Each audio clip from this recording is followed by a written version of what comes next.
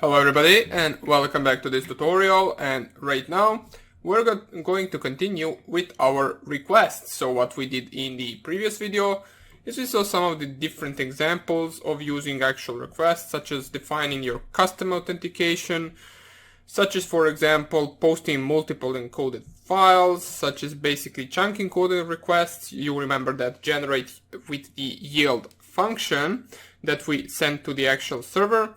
Well, right now what we're going to do is we're going to take a look at the JSON library and also streaming requests. Okay, so open up your idle right here. I will just navigate to my idle and we will import two libraries. One of them is the JSON library and one of them is the request library. So just type here import JSON and import requests. Those are the two libraries that we will need. And we're simply going to create a GET request with specifying the stream parameter to be equal to true. So r equals requests.get, open and close normal brackets, specify the actual link, and we will go to the httpbin.org website. So just type here https http://httpbin.org/stream/20. And right after it, you need to specify the stream parameter to be equal to true. So stream equals true. Press here enter. We can see it executed correctly. And now we're going to use the iterlines function, where that function allows us to easily iterate over streaming APIs, such as the Twitter streaming API, for example. Now, it can only be used once we actually set the stream parameter to be equal to true, and then it will iterate over the response of the server with iterlines. Okay, so all we need to do is specify the actual for loop in order to read all of those lines. So for line in r.iterlines, iter_lines, open and close brackets, put column, press here enter. And now we are going to filter out keep alive and new line. So basically if line, so if line exists, we need to decode the actual line. So decoded line, decoded_line will be equal to line.decode. And the actual encoding that it is used is the UTF-8. So we'll specify to decode with the UTF-8. Make sure to specify it just like this. And all we want to do afterwards is we want to print the decoded line, but we need to use the JSON.loads function onto it first. So in order to do that, we will just simply use a function within a function. So print, and in there we will specify JSON loads. And what we want to do with the JSON loads is we want to actually load the decoded_line. Press here enter, and you will see all of the lines that we were able to get. As we can see right here, those are our headers.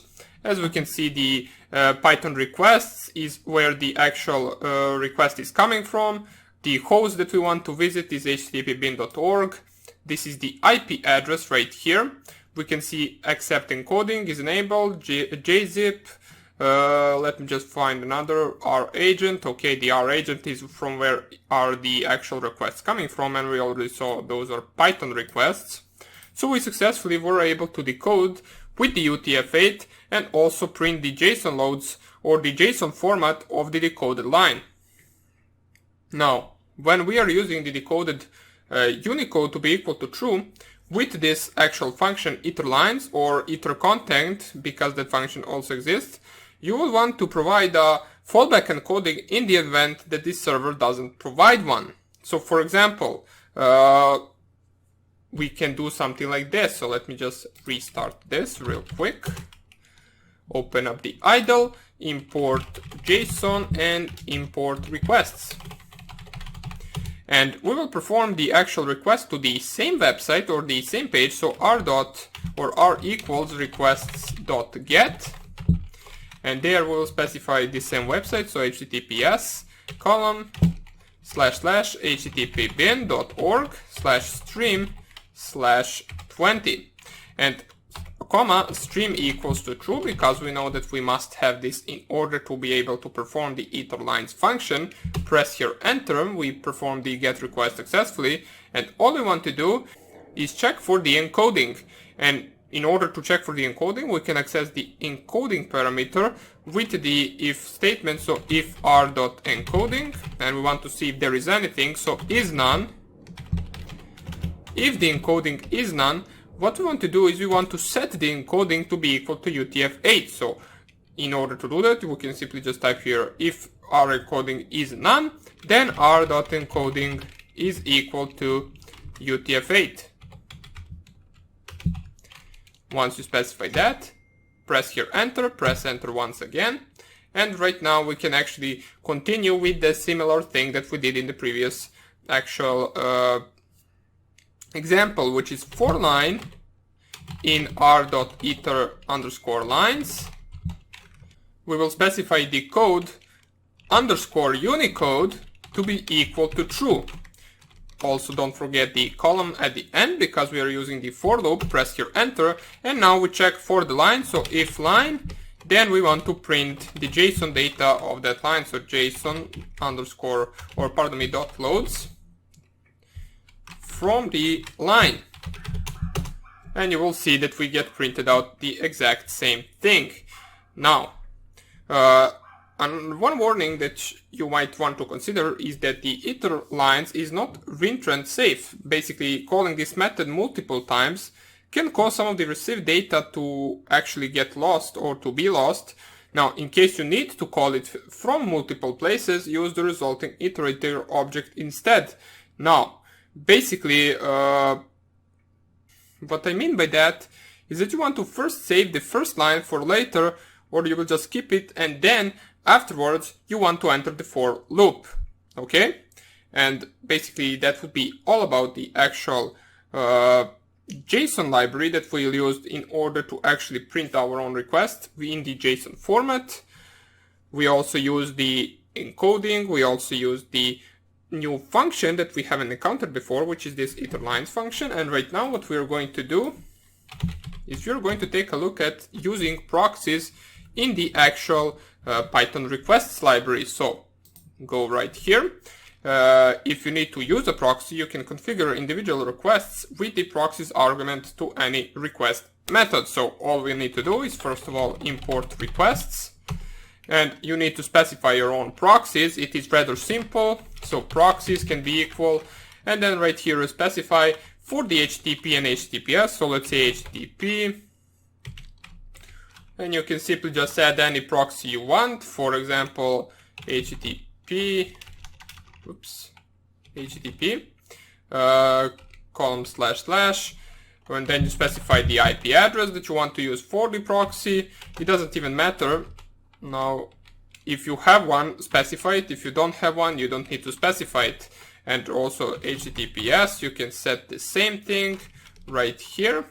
Doesn't even matter, just type some IP address of your actual proxies, and then let me just type right here my router's IP address. Press here enter. These are our proxies. Of course, I just use my router, and if you have a proxy, you use that one instead. And all you need to do afterwards is simply just specify requests.get and specify HTTP some website with the parameter proxies to be equal to your specified proxies that you specified upwards. Press here enter, and you get the response 401. Now that response 401 is because of my proxy, so don't really worry about that. You can also configure proxies by setting the environment variables HTTP proxy and HTTPS proxy.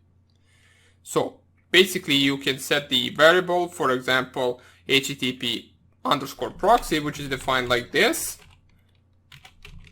And then you simply just specify the same link that you specified right here. Okay? You can do the same thing for the actual HTTPS, just add S right here and specify your proxy. And then afterwards, all you need to do is just perform a simple GET request without even specifying the proxies right there in the brackets. Okay? So that is another usage of the proxy. Now, if you want to also include the socks in addition to basic HTTP proxies, requests also can support using SOX protocol. This is an optional feature basically that requires that additional third-party libraries to be installed before we actually use them. Okay?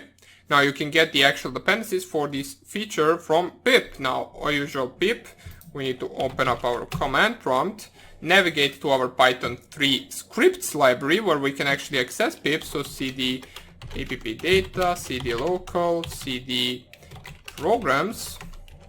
Let me just see where it is. cd python, cd python 37 and cd scripts. There, I will clear the screen.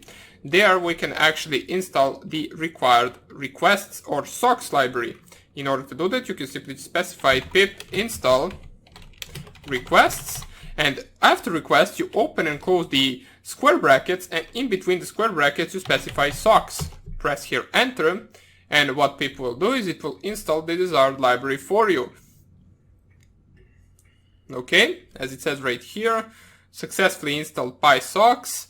Now once you've installed those dependencies, using a SOX proxy is just as easy as using the HTTP one. So simply just specify, the syntax would look something like this.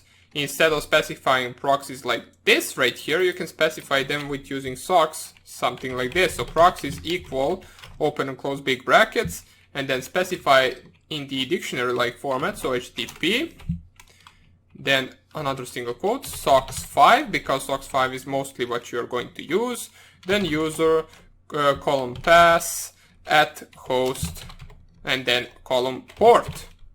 Now that you also specify for the HTTPS, so you can do something like that, and then HTTPS proxy would be equal, or would belong to the SOX5, column / user, column pass, at host, and then column port. Basically, this would be something, this would be how you would define the actual proxies using the shim SOX5.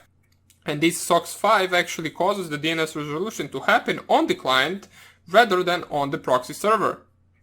Okay, so basically that would be about it for the actual proxies. Now, what we actually want to take a look at as well is the HTTP verbs. Now, requests provide access to almost the full range of HTTP verbs, such as get, options, head, post, put, patch, and delete. We only saw the get and the post by now. Now, we will begin with the verb most commonly used, which is get HTTP. Get is a method that returns a resource from a given URL. We already know that. Now, as a result, it is a verb you ought to use when attempting to retrieve data from a web location. An example of usage would be attempting to get information about a specific page from GitHub, let's say. Suppose we wanted to actually create a request, we would do it simply just like this. So let me just show you. First of all, we need to import the actual requests. We already saw how we can do that, import requests, and then you simply just create the requests.get. Now we didn't really need to import it right here because we already did import it right here, but doesn't even matter. And then you would simply just specify the URL that you want to get. Okay? Now, you can also confirm whether a certain page responded correctly. So let us create an actual request, so request.get, and then specify https twitter.com. Press here enter. We perform the request, and we should now confirm whether the Twitter responded correctly. Now, if it has, we want to work out what type of content it is. Now, we can do that by simply specifying an if statement that will say if r.statuscode or status_code equals to requests.codes.ok. Press here enter, and if it is equal, then we'll print from the response headers, we'll print the actual content type parameters of content dash type. Press here enter, and we will see text HTML charset UTF-8, and we know that the encoding is UTF-8. Okay, now, so we know that by now, we know that the actual page is HTML. Now, let's say we also want to get a request to the actual GitHub. So request.get, in between the brackets, we'll specify https column //api.github.com. Press here enter, request performed successfully, and we want to print the r.headers content type. Press here enter, and we get a similar response. Just right here we can see that the encoding is UTF-8, but the application is JSON. So now, right now we know that the GitHub returns JSON data. So right now we can use the r.json method to parse it into Python objects. So you can specify something like this: data will be equal to r.json. Press here enter right here, and you can simply just print, because the JSON data format is actually really similar to the actual Python dictionaries. You can simply just print data.keys. We know that there are keys in the Python dictionary. Press here enter, and you will see a bunch of the results right here, which are the actual keys. Now we can also print if we are looking for something. Let's say we want to print open and close brackets, then print data, and in these square brackets we can specify that it is Unicode, then basically specify user_search_URL. What I actually specified right here is just the last example in the keys that we specified with this function. I just typed the last example. You can use any other example you want. So let's say we take a different one, such as, for example, team_URL. Press here enter, and you will see its link. Okay, you can also try different ones if you want to, but that would be basically about it for now. Now, the next thing that we can take a look at is the options verb to see what kinds of HTTP methods are supported on the URL we just used. So basically, for example, let's say verbs equal requests dot options, which is another HTTP word, and we will simply specify r.url, which is the link that we simply searched. Press here enter, and verbs.statuscode should return a 500. Oops. Oh, okay. The status code returned 204. Basically, what this actually means, or what I think it means, is that the actual GitHub doesn't really implement the options method in it, and therefore we can't really use it. If they did enable it, however, we should be able to actually get back the available options that we can use on a certain website. So let's try a different one, such as, for example, verbs equal requests dot options, and we'll specify this URL, so HTTP, and then this one. Press here enter. Okay, we perform the actual request, and let's see. Verbs.headers, we will access the headers as before, and then we will simply just type here allow. Or let's try with the verb.statuscode for some reason. Okay, verbs.statuscode 200. Okay, so we got the 200. Let me just try verbs.headers. Okay, so these are our actual headers. Let me just see where the actual response is. Weird, it's not here. Well, doesn't even matter. That's how you can actually access the options. Therefore, you need to use the verbs.headers allow. Let me just check it out. Self.star. Yeah, never mind. Okay, now the next thing that we're going to look at, this options thing actually doesn't really matter that much. I thought that with this actual function we can actually retrieve our available options with the certain website, but it looks like we can't. But what we can do is we can simply perform the get and post request. We know that those two actually work every time, but that would be about it for the actual basic HTTP verbs. Now you can try different ones as well if you want to, but also another thing that you should know is about the custom verbs. Now from time to time you may be working with a server that for whatever reason allows use or even requires use of HTTP verbs not covered above. Which I mean is we not covered the get, the post, the options. One example of this would be the mkey call method some web dev servers use. Basically those actual can also be used with the request library.